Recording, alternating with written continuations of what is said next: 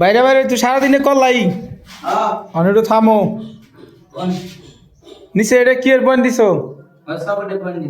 এইভাবে খাট তাই না খাটের পাখার সাইডের দিকে এদিকে দিলে সকেট পয়েন্ট এদিকে আবার যদি এদিকে দেয় তাহলে ওদিকে সকেট পয়েন্ট ঠিক আছে তো কারণ সিদ্ধান্ত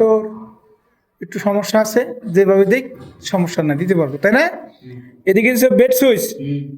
ঠিক আছে তো বেড সুইচ ফুলের থেকে কতটুকু উপরে দিছো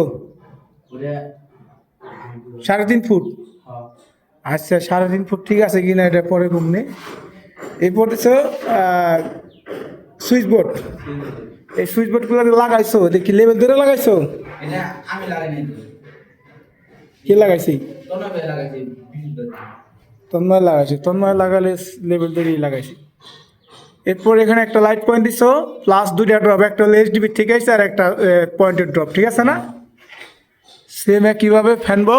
বক্স থেকে এদিকে ড্রপ নামছে ড্রপ থেকে ওই জায়গাতে বাইপাস করে তুমি সুইচ বোর্ডে ড্রপ নিছো তো বাথরুমের সুইচ বোর্ডে এখন বিষয়টা হলো বাথরুমের সুইচ বোর্ডে ড্রপ নিছো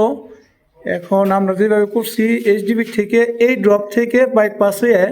আমাদের সিঙ্গেল যে পাওয়ার এদিকে আসবে তো মানে আলাদা কোনো বাথরুমের সঙ্গে সুইচ বোর্ডের ড্রপ ফালানো কিন্তু নিয়ম আলাদা ফালানোর এরপরে এটা কি এসির পয়েন্ট এসির পয়েন্ট এদিকে দিচ্ছি সেন্টার দিলে ঠিক আছে এখানে লাইট পয়েন্ট দিচ্ছ কে তাহলে আবার এখানে লাইট পয়েন্ট দরকার নাই যাই এটা বাড়াইটা বাড়ি যদি এসি ব্যবহার করলে নাইলে এখানে লাইট ব্যবহার করবো অপশনাল রাখা হয়েছে তো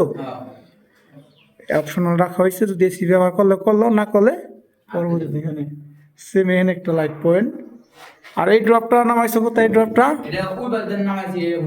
ওই পাশে সার্কুলার দিছো সার্কুলার থেকে নামাইছি তো আচ্ছা সুন্দর হয়েছে দেখ ভালো হয়েছে ঠিক আছে এরপরে এই সুইচ বোর্ডটা বারান্দার সুইচ বোর্ড আর টয়লেটের সুইচ বোর্ড এক সুইচ বোর্ড এখান থেকে ড্রপটা ঢোকাইছো এদিকে পাশে বারান্দার ওই প্যানেল লাইট ঠিক আছে না ঠিক আছে